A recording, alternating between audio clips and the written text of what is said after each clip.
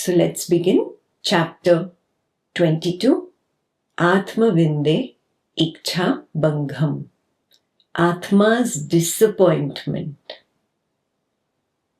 Disappointment, such a big word. Atma can get disappointed.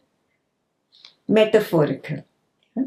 Like how a poet has poetic license, no? Like that spiritual speakers have another level of spiritual license. Atma does not get disappointed. There is no question of feelings there.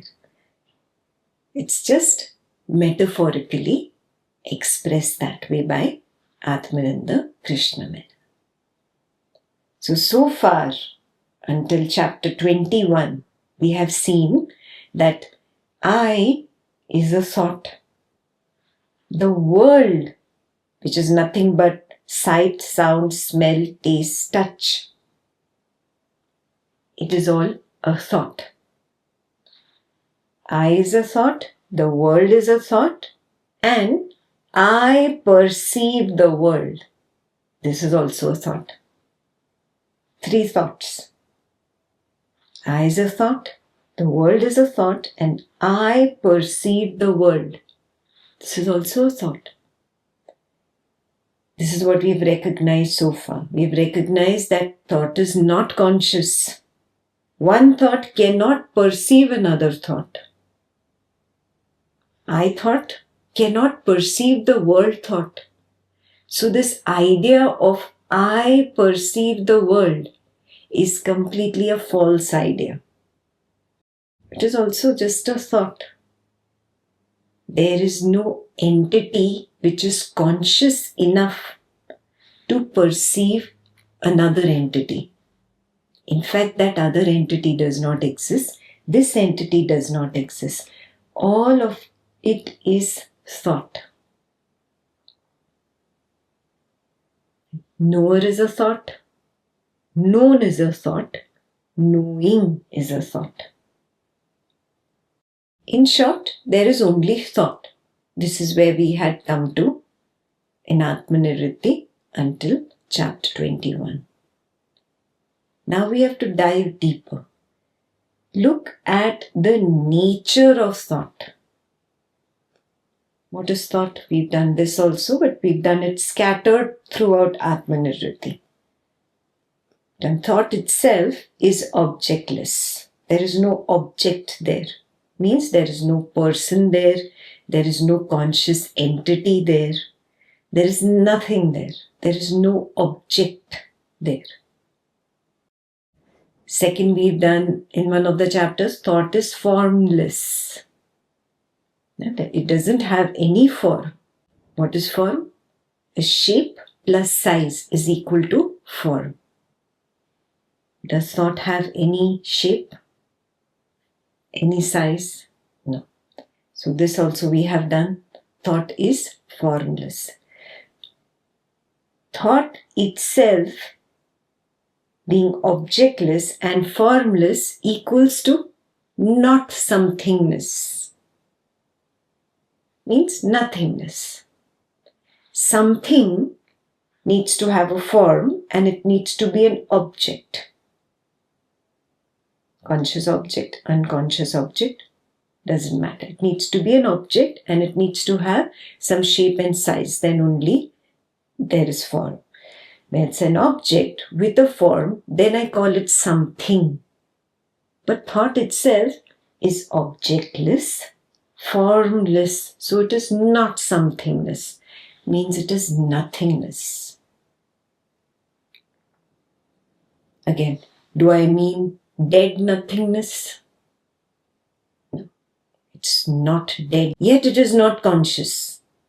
Do you remember this? This is so contradictory. The mind says, you give me one thing. But is it possible here? No. We stepped into that field where we are going beyond opposites. It's neither conscious, it's neither not conscious. So now we've come to the point where thought is formlessness, objectlessness, not somethingness. It is nothingness. But that kind of nothingness that is beyond opposites. So you cannot call it a dead nothingness. It's only knowledge. Nothingness knowledge. It's one step higher. It is nothingness knowledge. This realization is a higher level seeing. There's a clear recognition that knowledge itself is objectless, formless, and nothingness. How can that which is objectless, formless, nothingness be insentient or sentient? Means conscious or not conscious. In order to know, I need to be conscious. That is what the mind says, no? Now this is where the mind will revolt. Oh, it's not conscious, yet it is conscious. So does it know or does it not know? What is the answer? Both.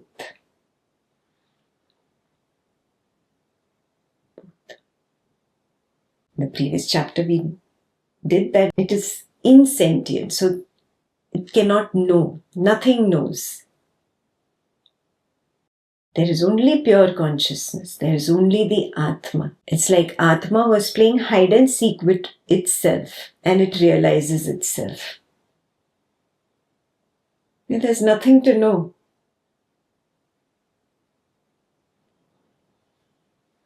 Now this Atma that realizes itself, that sees its own true nature, is metaphorically disappointed. And the verses in this chapter are about Atma's disappointment. So now we will look at the metaphorical Atma's disappointment. If Atma were to speak and express its disappointment, how would it say this? So let's begin with verse 1.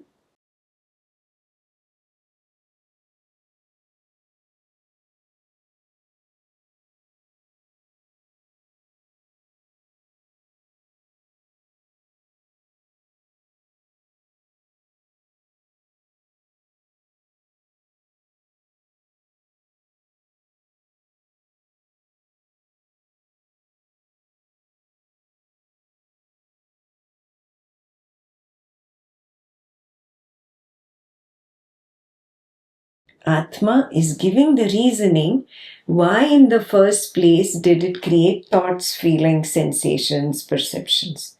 Why all this drama? Why this illusion? Oh, it was just a little hide and seek game. I wanted myself to know myself. Just a means to know myself. If it were to complain about itself after self-realization, it would say, all this is an illusion. Perception, sensations, thoughts, feelings, sight, sound, smell, taste, touch. All this was an illusion. The illusion was created as a pathway to take me to the supreme truth. Atma's realization is that there is no knower, there is no knowing, and there is no known. There is simply the oneness of nothingness. It is an alive, conscious emptiness.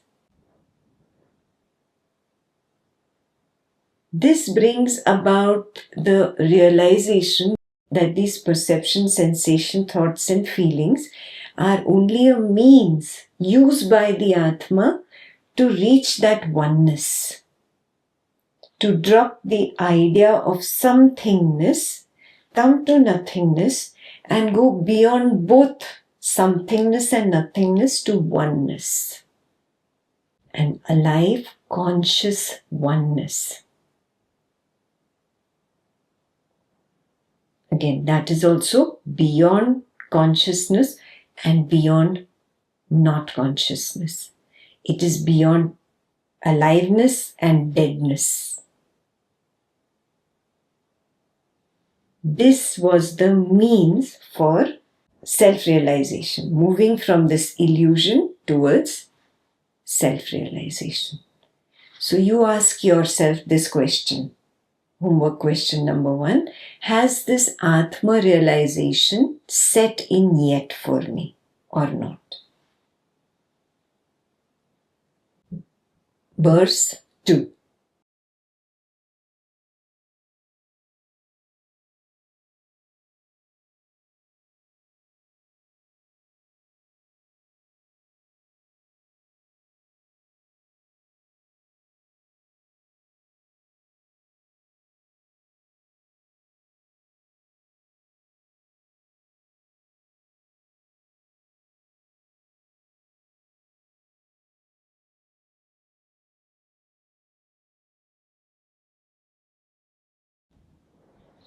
Atma's disappointment expression continues. Now, there are no people out there. It is Atma playing hide and seek with itself. It pretends to be the person. So, how does this pretense come about? The first thing is these perceptions, sensations, thoughts, and feelings, which were only supposed to be a means for Atma realization, they are assumed to be reality. This is the first part of the hide and seek game. Project the illusion, forget about the illusion, and assume it to be reality. Which means what? Perception of sight of the body plus the sensation of the body, both these are together assumed to be the real person. Then perception of thought and a perception of feeling together are assumed to be the mind of the real person. And then perception of sight, sound, smell, taste, and touch together are assumed to be the real world in which this person is living, breathing, conscious, etc. These are the first 3 main principles on which this hide and seek game begins. Then the so-called person, so-called real person, clings to the so-called real world of attractive and repellent sights. And then there is liking and then there's disliking. So opposites are born. And then obviously when you like something, there is clinging. When you dislike, there is aversion. So these opposites start multiplying from there. Similarly, the so-called person clings to the real world of melodious and cacophonous sounds, liking, disliking, clinging, aversion, and multiplication of opposites. So-called person clings to the so-called real world of aromatic and pungent smells. Again, liking, disliking, clinging, aversion, and multiplication of opposites in that direction. So-called real person clings to the real world of soothing and abrasive textures, touches. Either you like it or you dislike it. And then there is clinging and there is aversion. And finally, the so-called person clings to that so-called real world of appetizing and distasteful flavors. And there is that attachment to liking, disliking, clinging, resistance, and those objects of food and flavor, those multiply. Those opposites start multiplying.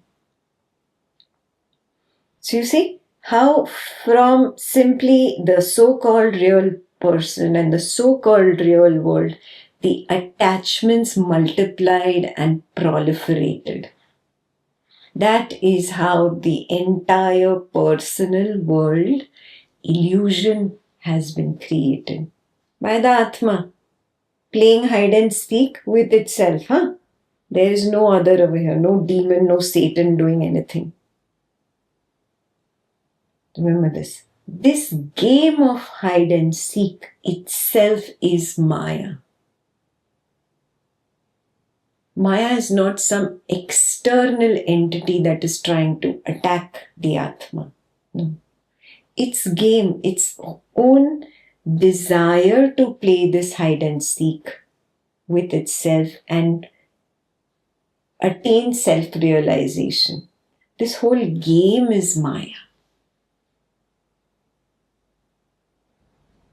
Clear? Now with the proliferation of this entire Maya, what happens? There is I-ness, there is you, there is either mindness, which is bondage, or there is aversion, which is also bondage. Clinging is bondage, resistance is also bondage. Now the Atma forgot that it was playing a game and got too serious.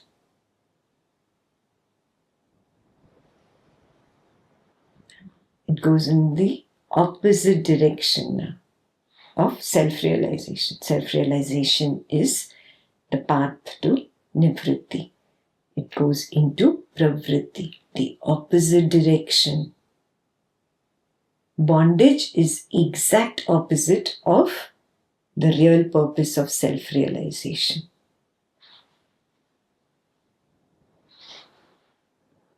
Clear? Ask yourself this question. Have I moved into opposite direction? And am I now still moving in that opposite direction despite coming 21 chapters in Atma Nirvriti? Have I at least started turning inwards? Or am I still looking outwards? That's the question you ask yourself.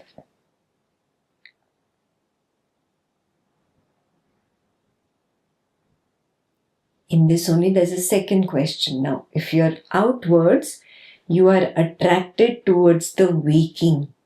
Do you see this? Waking has become a bondage for me. So ask yourself the question, has waking, which will also include the dream, finally that is also outwards, has waking and dream become a bondage for me? Or am I using waking and dream to turn inwards? How do you use waking and dream to turn inwards? By realizing, oh, this is all illusory. All illusory.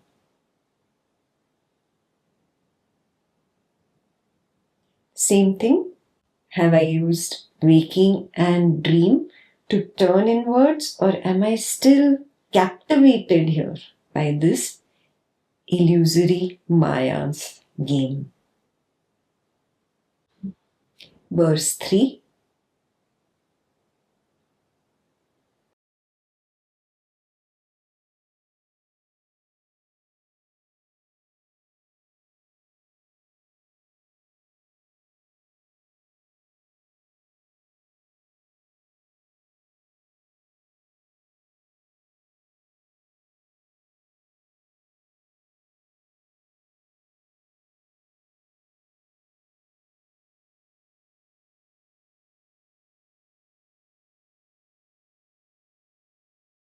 Right there, we have the purpose of the deep sleep state, which means waking and dream were in the previous verses having the same purpose. So what is the purpose of the waking, the dreaming and deep sleep state? To know myself. When there is manifestation of perception, sensations, thoughts and feelings, that is the waking. When there is the blurry manifestation of perception, sensation, thought and feeling, that is the dream. When there is the wiping away of the manifestation, the complete dimming and shutdown of this manifestation. That is the deep sleep state. That is also manifestation. What is being manifested here? The absence is manifested here. The presence of perception, sensation, thoughts and feelings was manifested in the waking. The dimming of the perception, sensation, thoughts and feelings was manifested in dream. And the absence of perception, sensation, thoughts and feelings is manifested as the deep sleep state. The purpose of the deep sleep state is to enable the realization of nothingness, objectlessness, formlessness. That is the main nature of Atma.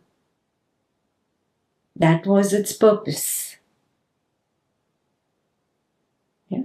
Again, Atma makes itself known to itself by showing itself, see, I have the power to manifest and I have the opposite power to unmanifest. Both is me. Clear? If you get stuck to the waking and dream, you would be stuck only to one side. You wouldn't see its opposite. And if you wouldn't see its opposite, you would not be able to go beyond.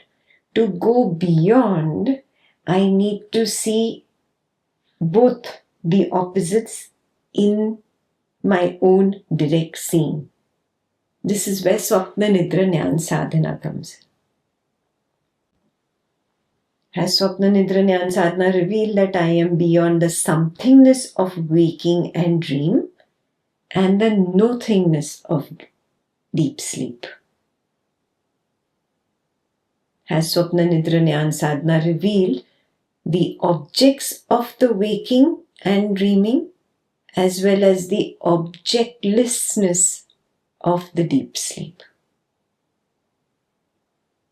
And has Swapna Nidra Jnana Sadhana revealed the forms of waking and dreaming as well as the formlessness of the deep sleep? The moment I see both opposites, I realize, oh, I have to be beyond the two. Do you see where he is going? He is summarizing your entire journey in one chapter. You cannot do the whole journey here. You should have by now completed your journey in Swapna Nidra Jnana Sadhana. At least 35% of the points in the SNGS book.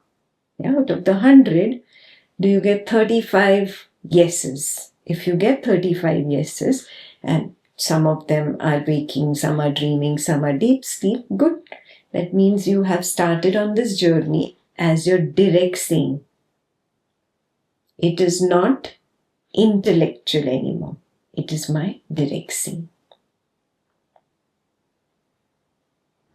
Very clear? So 3, nothingness, somethingness, object, objectlessness, and form and formlessness. When I recognize I am beyond both, I start my journey higher. Clear? I'll move on to verse 4.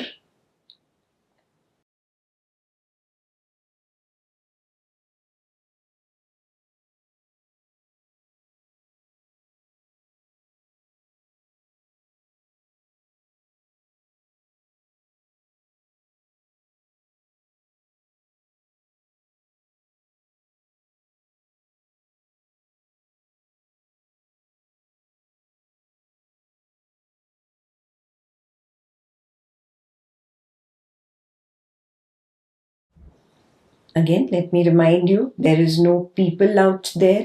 It is Atma itself playing the game of Maya.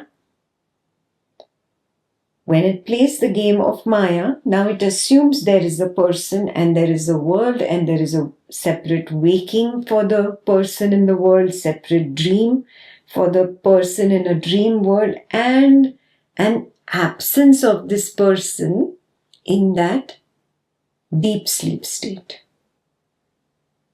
So just because in that thought, in the deep sleep state, there is no thought, no feeling, nor any drishya, nothing to be seen, they believe, the Atma that is pretending to be the waker believes that there is nothingness in deep sleep. Nothingness means nobodyness, means I am also not there.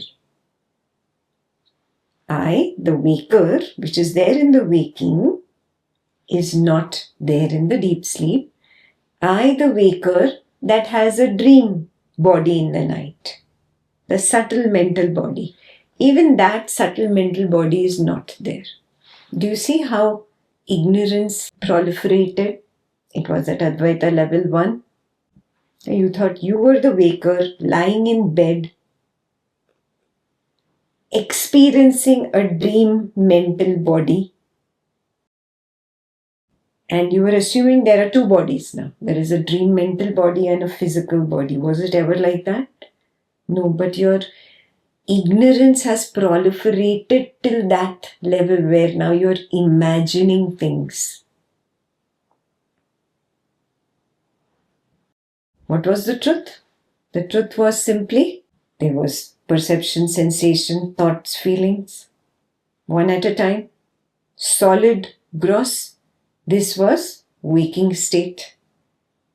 Then this perception, sensation, thought, feeling, same phenomena becomes blurrier. That is the dream state. And then it disappears. And that is the deep sleep state. All these names were given to it.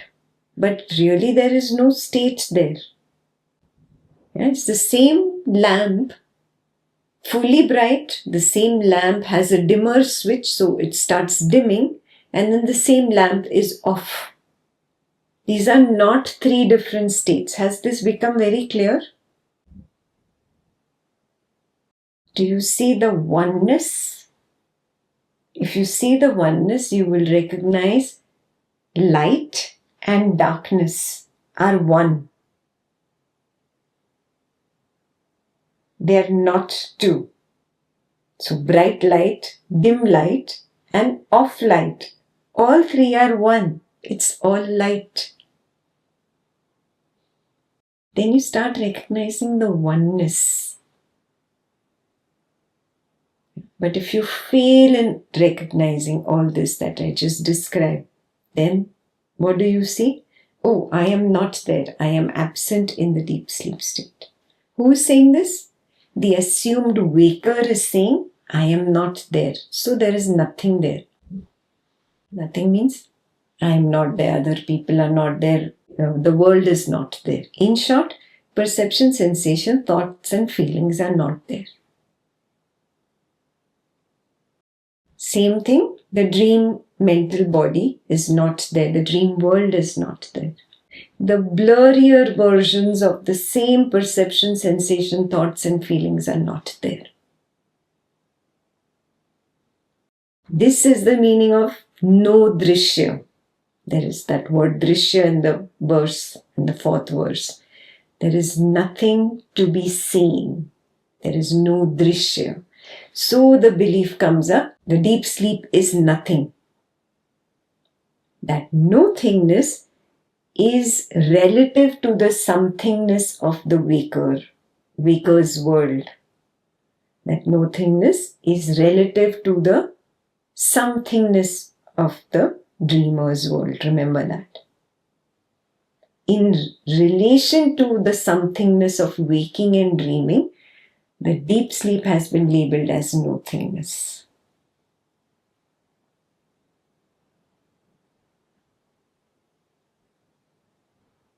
Is that very clear?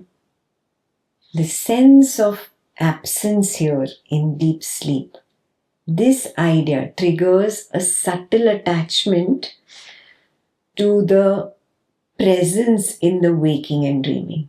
Do you see this?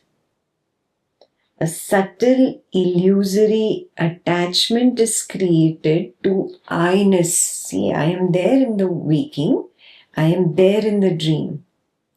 The absence of I in the deep sleep feeds this I-ness attachment of the waking and dream.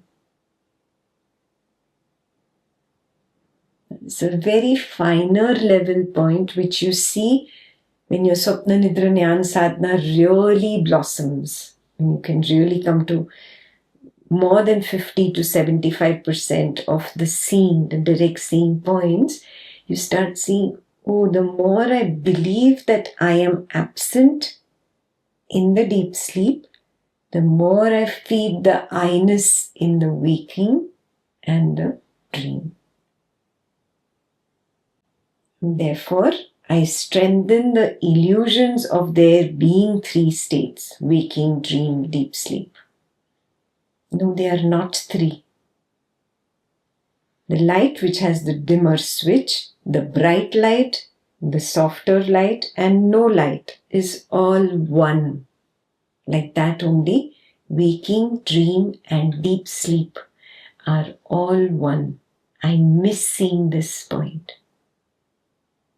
And if my Swapna Nidra Jnana Sadhana really becomes strong, and I see this, then I stop shuttling between these illusions. Ask yourself this question: am I still shuttling? What is the shuttle between? Manifestation? No manifestation. Presence? Absence. Waking and dream? Deep sleep. This is the shuttling. Am I still shuttling, or do I just see it all as one?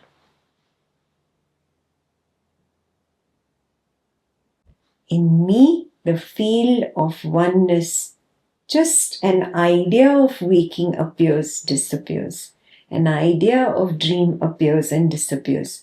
Even the absence of waking and dream is an idea that appears and disappears, which is labeled as the deep sleep.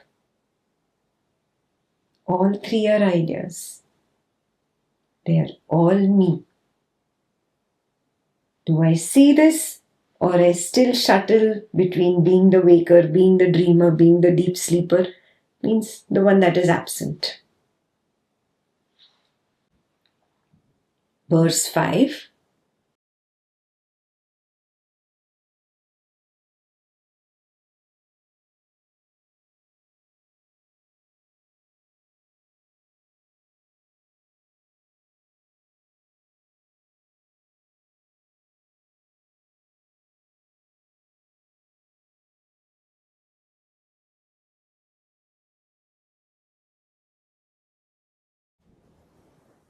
Whether there is manifestation or absence of manifestation, I am always there, because I am manifestation and I am the absence of manifestation both. Do I see this?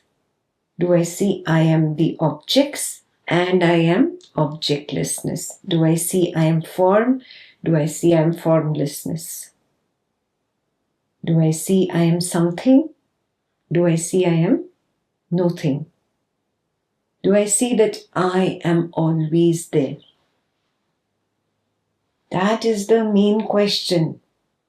This will be revealed only in Swapna Nidra Jnana Sadhana. Without Swapna Nidra Jnana Sadhana, this entire chapter is only theory. Only theory. The truth is, there is only the Atma without change. It is playing a game of hide and seek with itself, just like you play a game with yourself. You manifest a dream, you're running away from some dream tiger. In that dream, the tiger also scratches you. You actually bleed. There is fear, there is crying, there is sobbing, there is real blood. And when you wake up from it, none of it was there. The tiger was not born. There was no blood. There was no fear. Nothing. Nothing ever existed. Yet you played the game with yourself. Just like that. The Atma is playing a game with itself. The truth is, there is only Atma. Waking state is Atma, dream state is Atma, deep sleep state is Atma. Same changeless Atma pretending to be something else. Pretending to be object in the waking and dream and objectlessness in the deep sleep. It's pretending to be a form in the waking and dream and formlessness in the deep sleep. Which means there is manifestation at waking and dream level and there's absence of manifestation at deep sleep. So ask yourself the question, do I get confused by this presence and absence of manifestation? Or has my Swapna Nidra Jnana Sadhana matured to that level enough where I have gone beyond the confusion created by this presence and absence?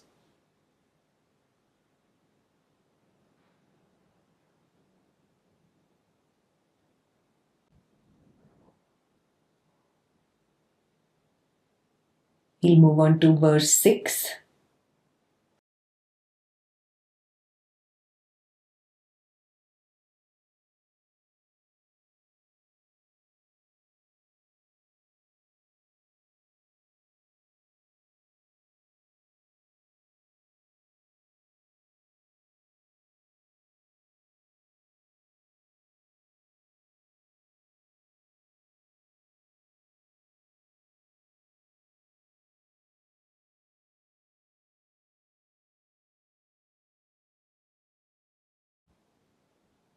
So Atma is expressing its disappointment even more. It's saying all this manifestation and absence of manifestation, all this is happening right in front of the eyes, right in front of you. Yet you do not see me. It's disappointed. Yet you do not see me. Basically, Atma is complaining to itself, the Atma, that I am not willing to see myself. And this is the most surprising. The truth is, there is only Atma. There is no face of the Atma. There are no eyes of the Atma. So it's not really saying in front of this face there is something which is the Atma. This has been misunderstood in a lot of Dvaitam parts, and then they try to see the Atma somewhere in the breath going out here and then from where the breath starts and goes back in. Some try to see Atma in between the two eyes, call it the third eye. Lots of misconceptions have come up. No, Atma is just metaphorically expressing its disappointment. Saying it's right in your face and you refuse to see it. Simply means all is Atma. And it is through Atma that perception, sensations, thoughts and feelings manifest and unmanifest. Atma creates the play so that this so-called person in a so-called world of sights, but there is no person and there is no eyes and there is no sight. It is only a play. It is Maya. Maya in which Atma sees Atma. A play. Atma creates the play of a so-called person in a so-called world of sounds. But in reality, what is it? Atma hearing Atma. The person that is hearing is assumed, the ears or the process of hearing is assumed, and the sound, melodious sound, cacophonous sound is assumed. It's Atma hearing Atma, Atma seeing Atma. And a glimpse of this is there in our dream. I project a dream of being Alice in Wonderland and I see myself being little and tiny, and these huge, beautiful trees, a beautiful wonderland. I get lost in it. I enjoy tea there. I enjoy having fun there. And then I break out of my wonderland. What was it? It was a glimpse, a tiny glimpse of what is happening at the macro level. That is a micro glimpse of the macro level. The dream state gives me that same experience. It is that clue, that little hint that Atma is giving itself. Go back home. This is not home. This is not true. Atma is seeing through Atma. Atma is hearing through Atma. If it is a world of smells, the person is assumed, the sense of smelling is assumed, the nose of the person is assumed, the object that the nose is smelling, that is assumed. It's only Atma smelling Atma. And you get a glimpse of this in your dream. Every night, without fail, Atma is reminding itself, the Atma, look, I can project, I can manifest, and I can unmanifest it. I have the power of both. It creates a dream of touch which is so real. You get passionate in it. You actually feel all the sensations related to it. Atma is only creating a play. Similar play is created by the Atma. There is no so-called person that touches, and there is no so-called world of touch. The skin is assumed. The object that is touched is assumed. The person touching, the toucher is assumed. It's only Atma touching Atma. And then your biggest bondage, the world of taste. In reality, there is no person tasting yummy food or not so yummy food. There is no tongue which is really tasting it. Am I able to see it, that it is only Atma tasting Atma? Through the Atma. All this is happening through the Atma, by the Atma, for the Atma. Just a little game. This is the meaning of the position of the Atma. That it's right in front of you. And you still choose to ignore it. Yeah. So ask yourself the question, is the position of the Atma clear? Is the position of the Atma clear for me? If yes, then we can move on to verse 7. Enne reniyatham kannu puttinikka namennutan nirbandha buddhi yundaya lenne kannu nathekane.